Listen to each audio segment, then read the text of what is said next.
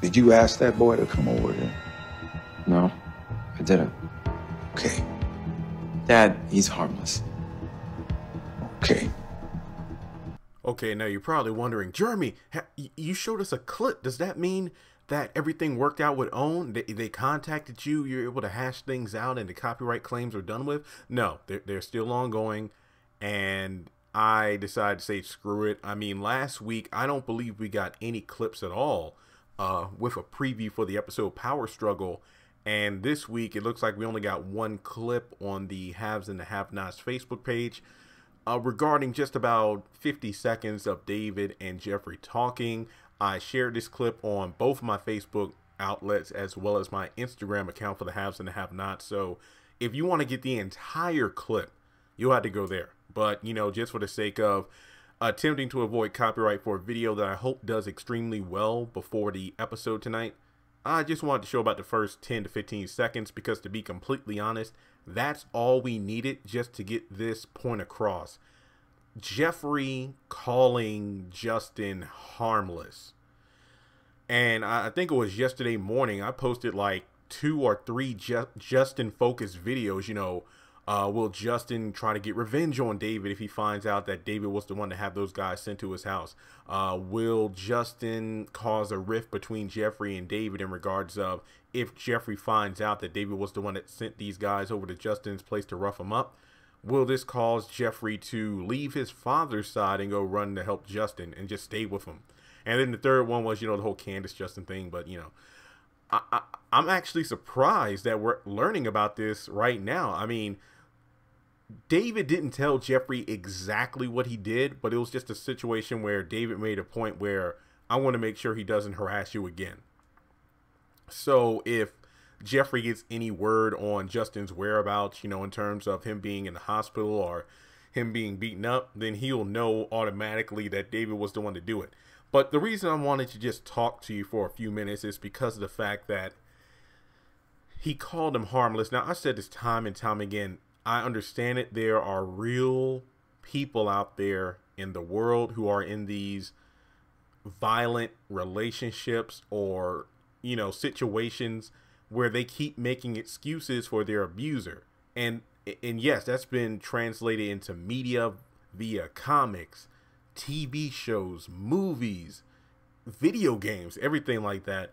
But this is just a bad story. I'm sorry. It's the whole Justin Jeffrey thing is just terrible. And I'm not just saying that because it's like, well, you know, yeah, I hate Justin and then Jeffrey's becoming a dull character. Honestly, there are bad characters that can have great writing. I mean, there are various media out there where the quote unquote villain of a story or movie is maybe 10 times more interesting than the main hero or characters of that particular franchise because they're compelling, they have a great story and things of that nature. With Justin and Jeffrey and this whole thing going on, it's boring to me. It feels like a chore just to watch because the scenes between them just feel so stiff all the time. And I just can't see, I don't even know what to say that I haven't already said in regards to me not liking this storyline. This is probably one of the worst storylines that has ever been inserted into this show. And I feel like I'm being harsh because that's a very, very high title to hold in the Haves and the Have-Nots. And trust and believe, there have been some very shitty storylines in this show, but this is probably one of the, if not the worst things. It's just that I don't honestly mind the whole Justin Jeffrey thing, but there's nothing compelling about this story.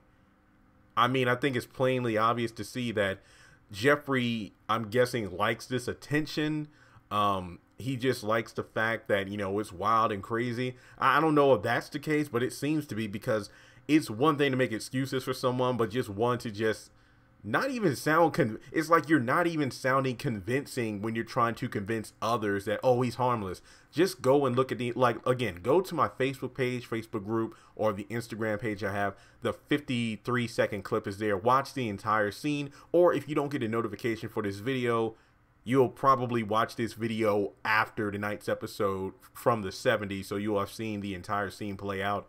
But it's just grown to the point where this storyline, Candace wanting the $8 million, Benny just being a disrespectful man child that needs to die, and Veronica just being crazy for the sake of being crazy, Catherine going off the rails, not giving a damn about what's going on, and I can go on and on and on, but shall we tally up? I think I even made a post on this. I even commented on the haves and have not video on their Facebook page. I got a bunch of likes there, and people commented to my comment. Justin is harmless, right? Okay, it's one thing in these real life abusive relationships where the victim is making excuses for the abuser. Okay, like, you know, that's something that's kind of common, sadly. But it's another when the people you're telling, oh, well, he or she is harmless, when you're telling people who have been victims of that person's wrath themselves. Okay, and I'm not even going to list them all. There's too many to list. Okay, Justin pointed guns both at yourself and at his head. If I'm not mistaken, Justin, what did he do? Did he point a gun at Wyatt, and then Jeffrey wrestled it away from him, got the gun himself? Then the other police officer came in, assumed that Jeffrey was attacking Justin, but then Justin calmed that situation down. Then on top of that, you have a scenario where Madison's car was destroyed, just like David's condo was, because Justin had one of his fits. Then Madison got whacked aside the head with the crowbar. Oh, okay, he tried to run your mother and fiance off the road. Not only did he burst into Wyatt's place with the crowbar, but he basically started fighting Wyatt and kicked his ass until Jim showed up.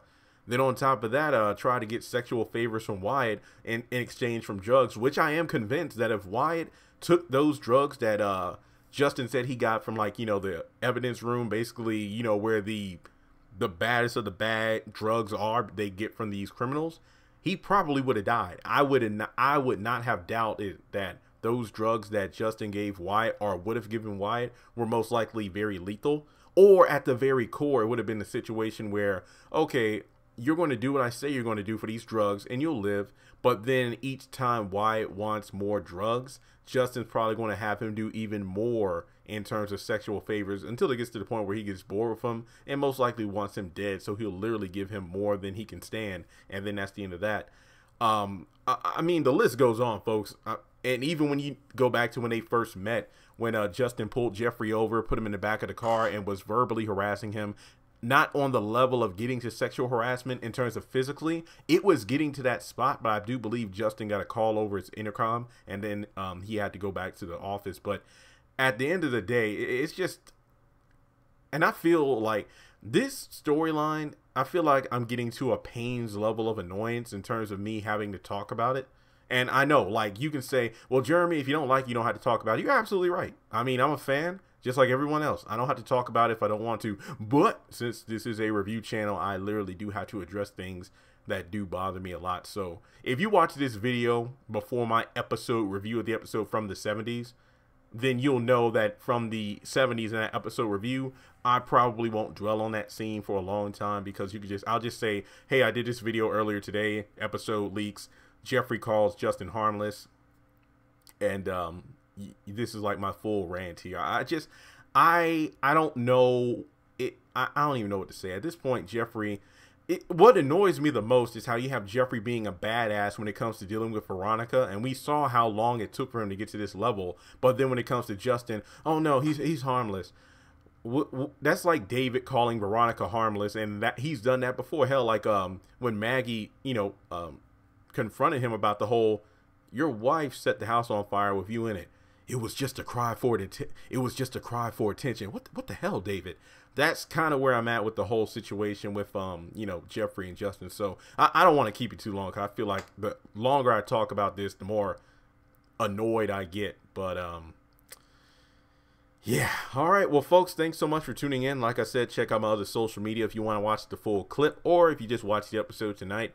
If you saw that community tab post I made, about a little funny story, it literally happened earlier today where I got a phone call from Georgia, after a bunch of like telemarketer phone calls today. And I wanted to ignore it, but then I saw Georgia. I picked up the phone, and it was just another telemarketer. Hey, if you would like insurance on your laptop, I'm like, first of all, I got my laptop here in Lynchburg, and it already has a warranty on it. So what the hell? So that kind of pissed me off, because I did mail a letter to Tyler Perry Studios about a week ago. And I called him yesterday just to follow up on the letter. I mean, obviously, when you call Tyler Perry Studios, there's like 6 different options.